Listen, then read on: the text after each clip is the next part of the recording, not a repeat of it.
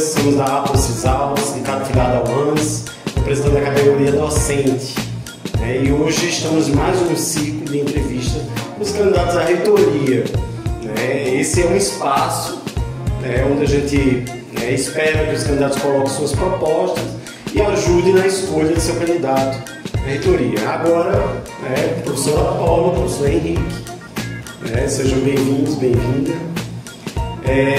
Bom, estamos aqui no espaço cedido pelo Sintetfal, então eu gostaria de agradecer ao Sintetfal pela disponibilidade do espaço. Fomos muito bem acolhidos aqui. Estamos aí na articulação entre os sindicatos. Bom, gente, vamos lá. Vocês agora têm 5 minutos para se apresentar, né? Podemos? Podemos. Sim. Então, boa tarde a todos e todas. Eu sou Polly, professora da UNCISAL, do último concurso que foi realizado em 2014, estou desde 2016. Estou há quase 8 anos na gestão da academia, fui coordenadora do USMIAD, depois assessora do CCS, hoje como gerente do CCS. O Centro de Ciências da Saúde atualmente tem mais da metade dos docentes da UNCISAL e também estão sob essa gestão os cursos de bacharelado. Então a gente vem fazendo fui também, estou licenciada da APRO, minhas experiências anteriores, antes de UNCISAL, vem de Ministério da Saúde, antes ainda isso, eu fiz minha formação na Universidade Federal do Rio Grande do Sul, sou bióloga geneticista, logo depois fui para Brasília, a convite do Ministério da Saúde para fazer a implementação de algumas políticas públicas, como a política de doenças raras, mas também trabalhei com outras políticas, como a política trans, política de implante coclear, entre outras que estavam ali no setor de média e alta complexidade. Também fui servidora da UNB como docente técnica.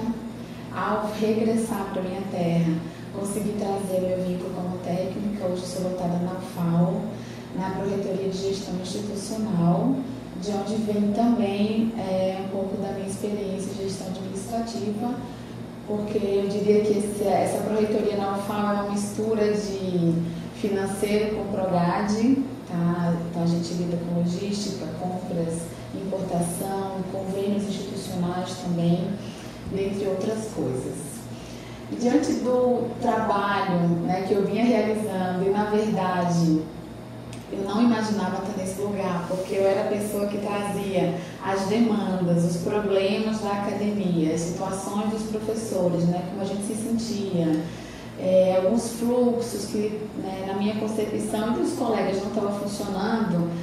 Eu nunca imaginei ser chamada pelo grupo para estar nesse lugar, porque me via, talvez, eu achava que a gestão talvez me olhasse como uma pessoa muito crítica, que não quisesse por perto. E para minha surpresa, foi justamente esse olhar crítico, mas também propositivo, que fez com que o grupo olhasse que realmente eu vinha fazendo um trabalho de novos olhares e novas percepções.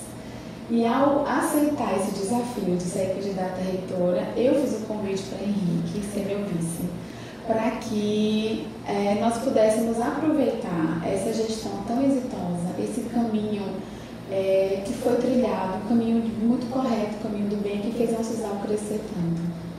Bom, eu sou Henrique Costa, sou ex-aluno da UNCISAL, formado em 92 já, e entrei na turma de 87, na antiga Escola de Ciências Médicas. Fiz a minha formação em São Paulo, depois voltei em 97 como docente, então estou desde então como docente da UNCISAL, com 20 horas, e é até bom falar um pouco disso, porque eu tenho 20 horas na UNCISAL e 40 horas como técnico da UFAL, então sou médico do Hospital Universitário e licenciado, cedido para a UNCISAL para exercer esse mandato. E a gente vê como um momento muito feliz desse amplo debate que está sendo feito na UNCISAL, discutindo as propostas, pelo menos a gente tem feito muito isso, levar nossas propostas, discussões, ouvir sugestões, críticas, que afinal de contas, depois de 8 anos de mandato, claro, a gente precisa olhar para trás e ver o caminho traçado, e ver onde é que a gente avançou e onde é que a gente precisa melhorar. E uma das áreas que a gente precisava melhorar era exatamente a comunicação com a academia, né, com o corpo docente, com o corpo discente, que a gente eu não entendia exatamente o que estava acontecendo, mas percebia uma insatisfação. E foi quando, analisando as reuniões com o Poli, a gente viu que o Poli tinha muitas ideias interessantes, muitas críticas construtivas, e aí sim fizemos então o convite para a Poli fazer, né, essa cabeça de chapa dessa nossa candidatura, e com muita felicidade, uma pessoa que tem um diálogo muito bom, uma energia muito boa e uma capacidade realmente de escutar de muita qualidade. Então, para mim está sendo uma alegria poder dividir essa chapa com o Poli e, quem sabe, a reitora mais jovem da Uncisal. Muito jovem. Bom, então vamos à rodada de perguntas. Vocês terão, né, 3 minutos para responder. Né? E aí o primeiro tema é a autonomia universitária. Bom, a Constituição Federal, artigo 207, garante às universidades brasileiras autonomia didático-científica, administrativa e de gestão financeira e patrimonial. A LDB de 1996, nos seus artigos 53 e 54, detalha esse direito. No caso das universidades estaduais, essa autonomia depende da legislação e das políticas de cada estado, mas devem se respeitar, né, a Constituição Federal.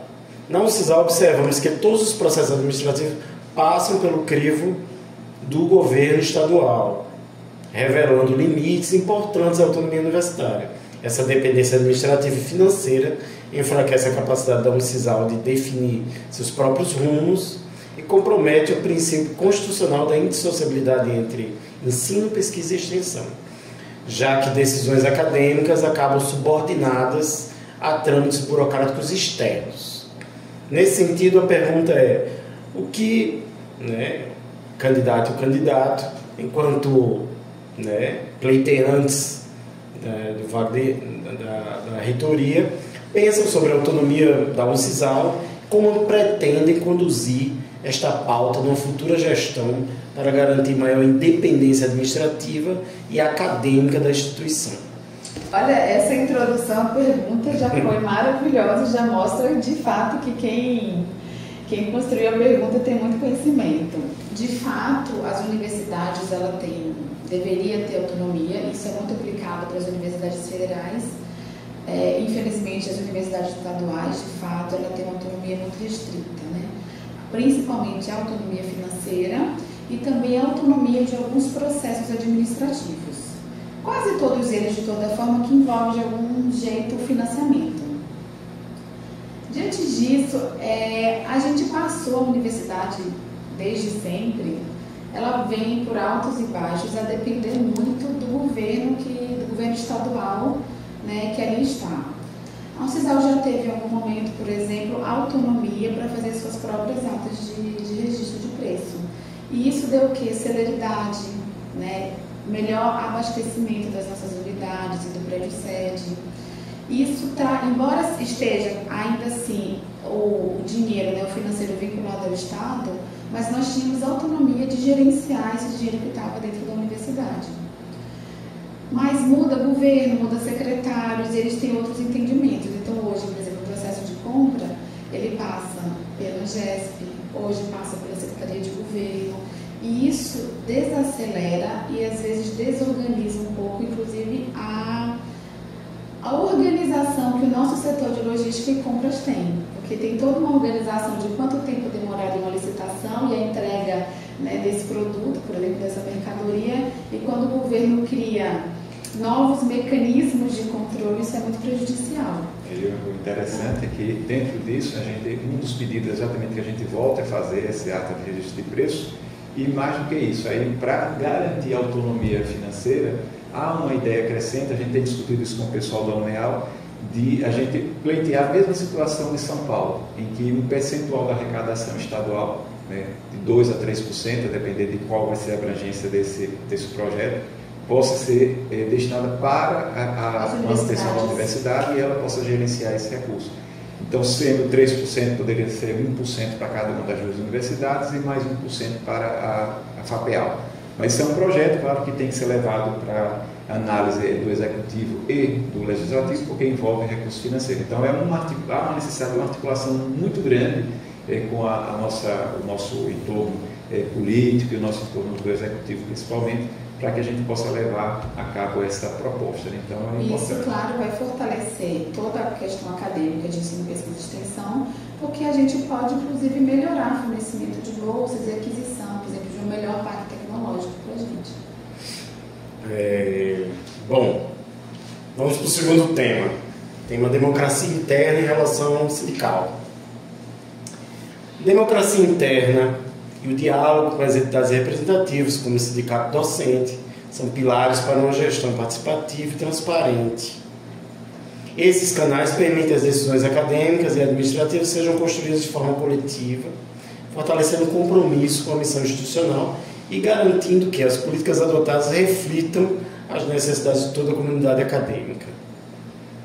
Pergunta é: caso eleitos, quais mecanismos concretos pretendem implementar para assegurar uma relação transparente, democrática e contínua com o sindicato docente e outras entidades representativas, de modo que as decisões sobre a vida acadêmica e administrativa da Unicisal contem com a participação efetiva das categorias? Eu acho que tudo começa com a comunicação, o diálogo e a colocação efetiva dessa participação, né? Eu sou muito feliz de ver o desenvolvimento que o nosso sindicato teve. Eu entrei quando era ainda da Unicisal, em 2017, recém-chegada na Unicisal. Éramos um grupo super pequeno de professores. Acho que metade continua nessa mesma luta que né, graças a Deus e com muita luta e organização. Claro, ainda estamos crescendo, não tenho dúvidas que iremos virar um sindicato muito mais fortalecido, mas a gente sai dessa associação de professor que só se encontrava em momentos de eleição, que ali se formava um grupo e depois se desfazia, mas desde 2017 esse grupo ele veio firme até a construção de fato do nosso sindicato. Então a proposta é melhorar a comunicação, fazer que o sindicato participe das reuniões de gestão, justamente para levar essas demandas. Por exemplo, hoje o que a gestão já tinha, que depois de muita luta a gente conseguiu fazer parte, enquanto academia, eram essas reuniões mensais para levar as nossas demandas e serem discutidas com toda a equipe. Eu acho que os sindicatos, não só a APRO, mas eventualmente outros sindicatos que queiram, né, participar, eles tenham também essa participação, esse momento de fala, de escuta, de tomada de decisão, por o que de fato é importante para as categorias. Uma coisa que eu vejo muito importante assim, é não criminalizar a atuação docente, né? A gente percebeu, por exemplo, dentro da gestão, em algum momento, algumas pessoas se incomodavam com assessores nossos que participavam da APA. Então, isso é um absurdo a gente pensar nisso.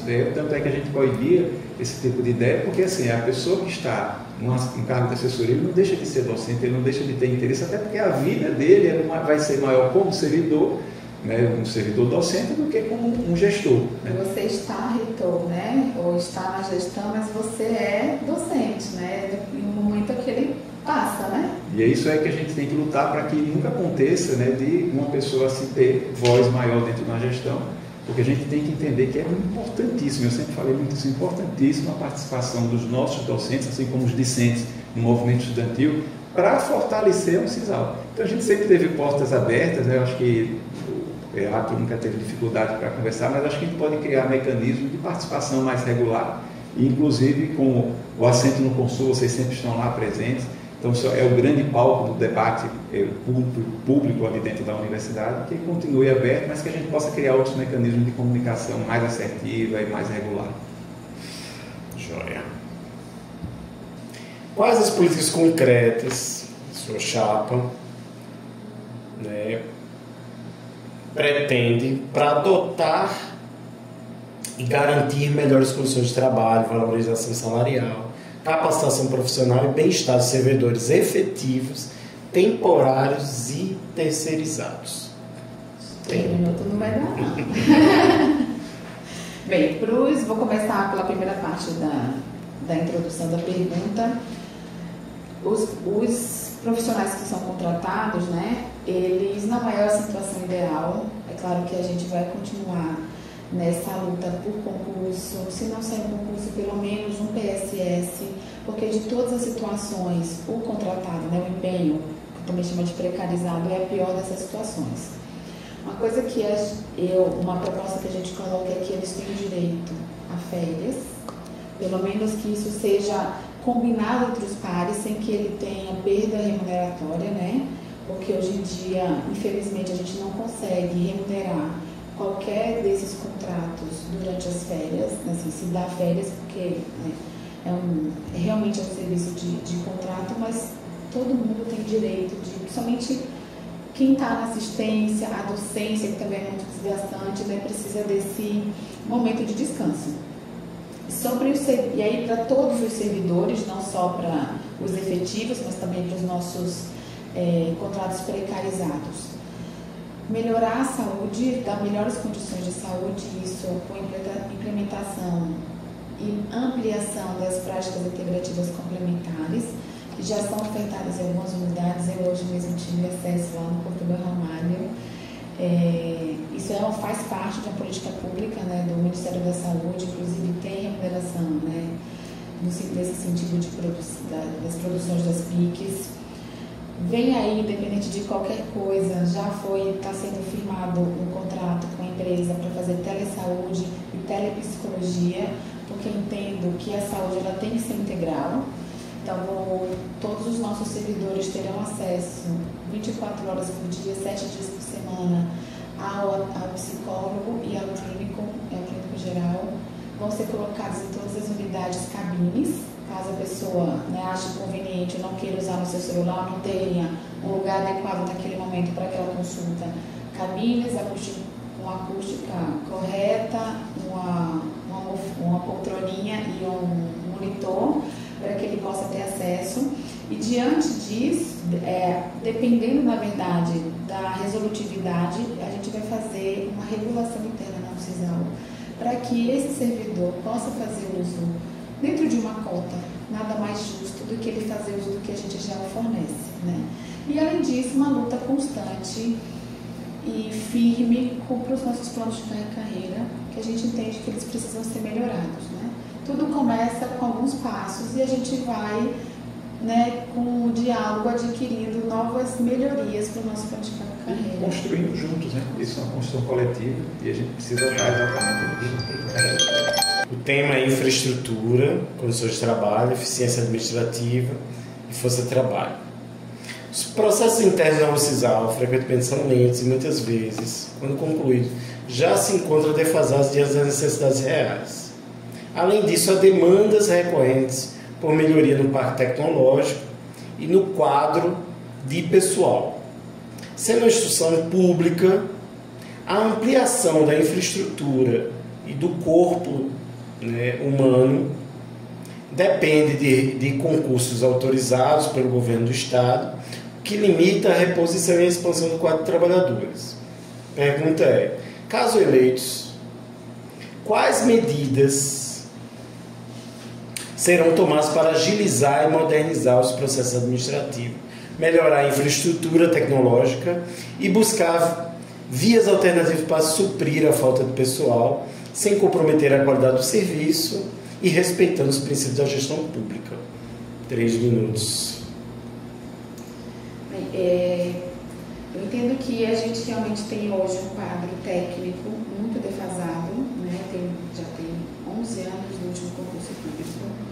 É notório que se precisa fazer novas contratações novas aquisições via concurso público. Essa é a melhor das hipóteses, justamente porque com essa defasagem desse corpo técnico, muitos setores ficam sobrecarregados.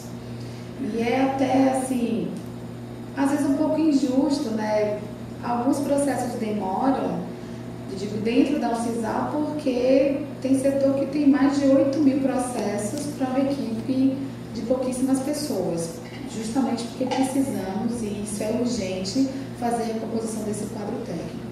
Outros processos, eles realmente são lentos, mas não é pela UCISAL, nem pela resposta que a UCISAL dá, é justamente por esse trâmite administrativo que tem que passar para os setores do Estado e que, da mesma forma, acho que todos os órgãos, não só estaduais, mas federais, também passam pelo mesmo problema de deficiência desse corpo técnico.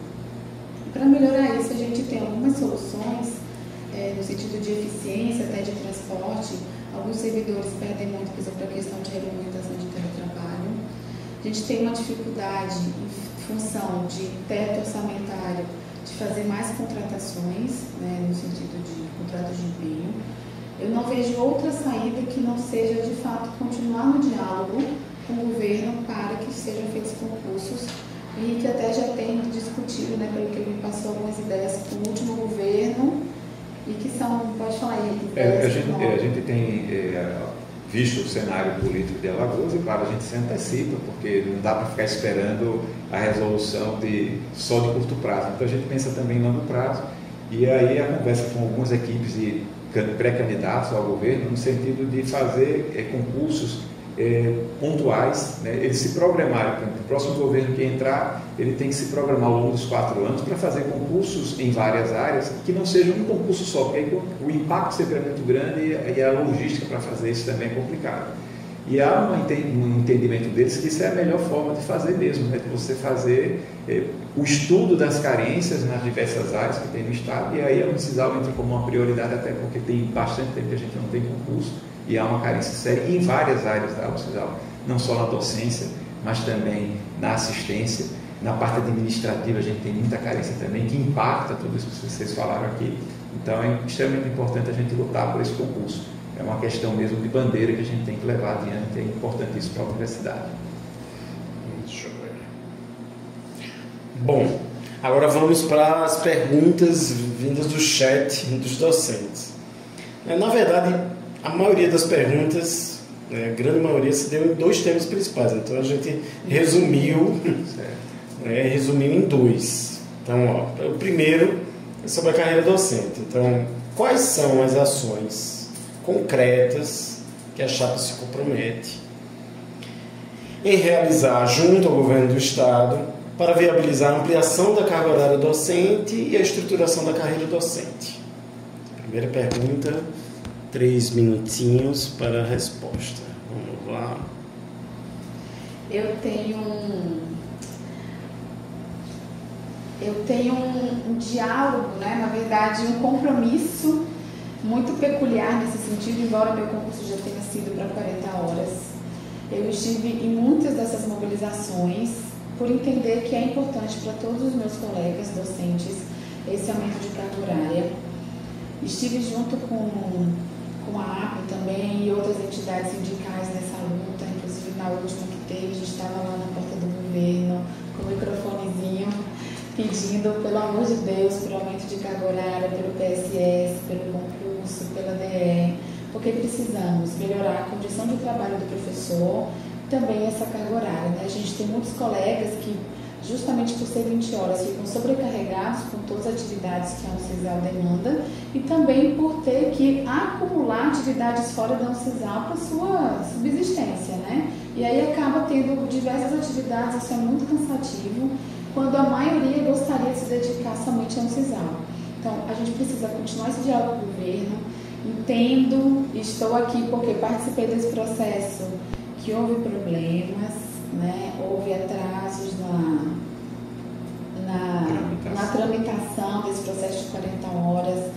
Teve algumas coisas, questões internas que eu não estava nessa gestão para afirmar, né, o que se aconteceu ou não aconteceu, que a gente sabe que teve algumas demoras nesse processo, prejudicou, né? A APO fez questionamentos importantes sobre previdência e outras situações como quantitativo de vagas, mas eu entendo que dependendo do governo, o próximo governo que vier, a gente tem um diálogo muito mais aberto, até porque foi uma proposta do governo passado, né? Foi um compromisso que ele teve, e a gente então tem que seguir nesse diálogo, continuar fazendo os processos seletivos de dedicação exclusiva, e também foi uma grande vitória nossa, que equalizar essa pontuação, né, que antes o primeiro edital ele teve uma disparidade muito grande de atividade docente nessa pontuação. Esse agora já foi uma grande vitória, porque ele está mais equalizado, não tem nota de corte. E precisamos também ter um momento melhor de escuta do docente. A gente precisa ter mais proximidade, levar a reitoria para as coordenações de curso e para os professores e para os centros de forma mais atuante e mais efetiva nessa escuta e entender quais são as dificuldades que o nosso docente apresenta. A gente identificou durante a nossa gestão essa carência, essa necessidade que era importante e levamos isso de forma muito institucional. Lutamos, né, da forma institucional, eu não tinha interesse direto, né, na situação, não era candidato a 40 horas, aumento de 40 horas, nem a dedicação exclusiva, então a nossa luta foi institucional mesmo, não foi um desejo pessoal. Bom,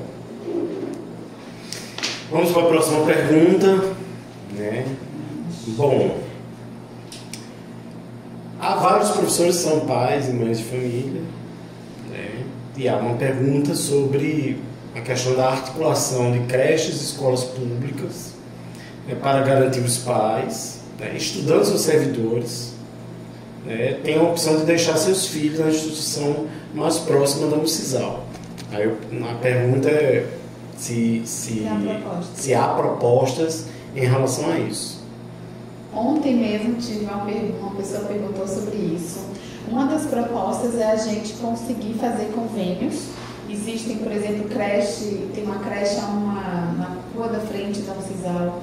Existem outras escolas públicas com acesso, não só escolas públicas, mas também já é uma atividade que a APRO faz muito bem feita, que é de dar declaração, né, para aquele professor que está com kits, né, nas suas obrigações financeiras com a APRO, ele tem direito a uma declaração que algumas escolas aceitam também como desconto.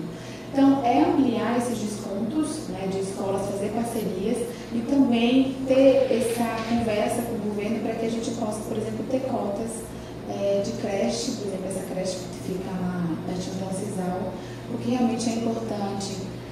Temos uma sala de alimentação, desde a época lá da Adriana Mello, foi um planejamento já do Ministério da Saúde. A gente tem que dar condição, por exemplo, para essa mãe que precisa levar sua criança, para os estudantes, as alunas, que também tem fase de alimentação, por exemplo, tem essa sala de alimentação, ter um espaço de brinquedoteca, né, ter acessos aos equipamentos que a gente tem ali no nosso segundo distrito de forma mais acessível. E por isso que é tão importante que a gente tenha institucionalmente um diálogo com a classe política, com os governos, né, e que longe de ser subserviência, né, é uma necessidade normal de qualquer instituição que a gente tenha esse diálogo de forma altiva, né, claro, não ter uma visão paternalista, né, em relação ao governo sobre nós, mas é um diálogo constante e que é isso que a gente tem avançado. Por exemplo, a gente conseguiu colocar uma unidade básica de saúde que tem atendido aos nossos servidores e nossos docentes, a AUDA, né, nossa AUDA, que é bancada pelo município. Então isso foi uma articulação muito bem feita, mostrando a importância da UNICISAL, mostrando a importância desse serviço que atende, por exemplo, com vacinação, atendimento básico para os nossos servidores, e a Casa Fecha Feridos também é outra ação junto ao município. Então, a gente conseguiu, ao longo desses 8 anos, traçar um plano, uma estratégia de mostrar ao UNICISAL a importância do UNICISAL, que vai independer de partido político, vai depender de ideologias políticas e, inclusive, de governos, de grupos de governo. A gente está conseguindo isso de forma muito bacana, acho que é muito interessante, foi por isso que a UNICISAL também cresceu tanto ao longo desses últimos tempos, sem ter a ingerência política dentro da nossa instituição. Isso é muito importante pontuar e foi o grande avanço, acho que a gente conseguiu. Resgatou a imagem da universidade perante a sociedade, por isso que a gente está sendo muito respeitado e muito tendo uma comunicação tão assertiva. Joia. Bom, gente, chegamos ao fim. Que bom! Passou rápido, né? Passou rápido. E aí, boa conversa aqui. A candidata e o candidato têm 5 minutos para fazer as considerações finais e, né, falar diretamente ao público que nos assiste. Ok, posso começar, né? Pode. Estamos aqui, né, nessa disputa eleitoral, muito seguros, com muita ética, com muita responsabilidade daquilo que a gente propõe.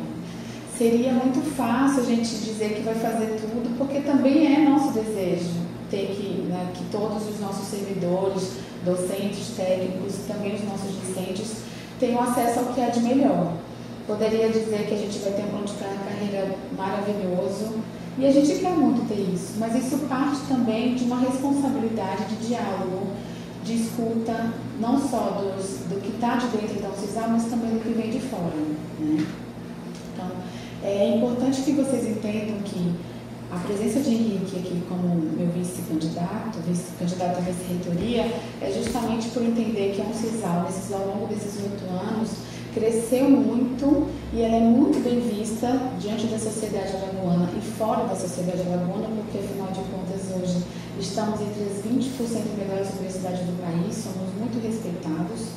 E eu vim aqui com esse olhar de renovação, trazendo essas novas óticas do que a gente ainda precisa e merece crescer, mas como afirmando novamente com muita seriedade, com muita ética e responsabilidade, porque nós estamos aqui representando toda uma comunidade acadêmica e assistencial que merece ser respeitada e merece ser vista com o olhar que lhe cabe, né? Nós somos melhores em tudo que fazemos nesse estado, a UFSAL é referência, só a UFSAL faz o que realmente a UFSAL faz. E, além de tudo, essa nova proposta dessa chapa também cuidar de quem cuida. A gente precisa cuidar muito do nosso servidor. Afinal de contas, a gente já faz muito bem, cuida dessa comunidade alagoana, a gente não precisa agora ter um olhar para dentro. A gente fez esses 8 anos de gestão, avançamos muito, a gente sabe, tem essa consciência, mas a gente também tem a consciência de que há muita coisa a avançar.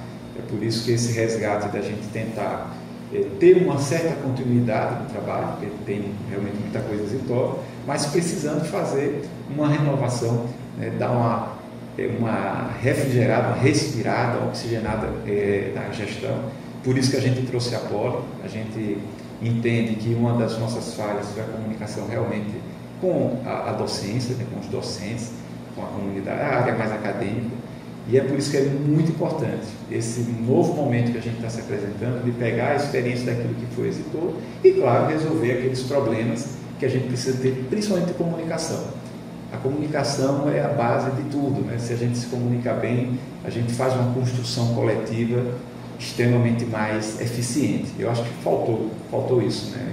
E aí, como a gente está falando aqui com a Associação dos Docentes, né, a APRO, vai ser extremamente importante nesse processo de construção. E ela permeia todas as chapas, no final da conta. Isso é muito bacana, ou seja, a APRO tem a condição de efetivamente participar de forma muito mais efetiva, muito mais ativa numa próxima construção, qual que seja a gestão. Mas a gente já de antemão já se coloca nessa disposição, né, de realmente traçar junto nessa construção que precisa ser feita para que a gente continue crescendo. A nossa universidade ainda tem realmente muito a avançar e eu não tenho dúvida que a gente vai avançar sim, e nessa área da comunicação com a nossa associação, os nossos docentes, ela vai fazer uma diferença muito grande nesse novo momento. E Poli é esse canal, claro que eu sempre estive muito aberto a esse canal e eu acho que Jarbas é um exemplo disso, né? A gente sempre teve muitas discussões mesmo, né?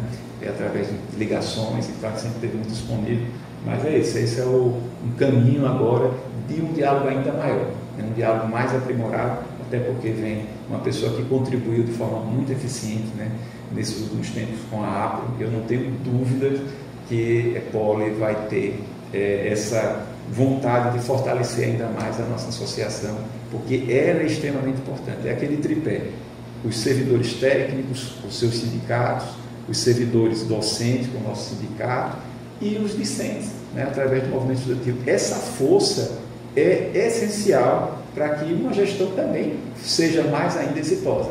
Ela tem que ter esse tripé e a gente precisa realmente fortalecer cada vez mais esses 3 ramos da nossa representação dentro da UFSAL. A gente pede esse voto de confiança.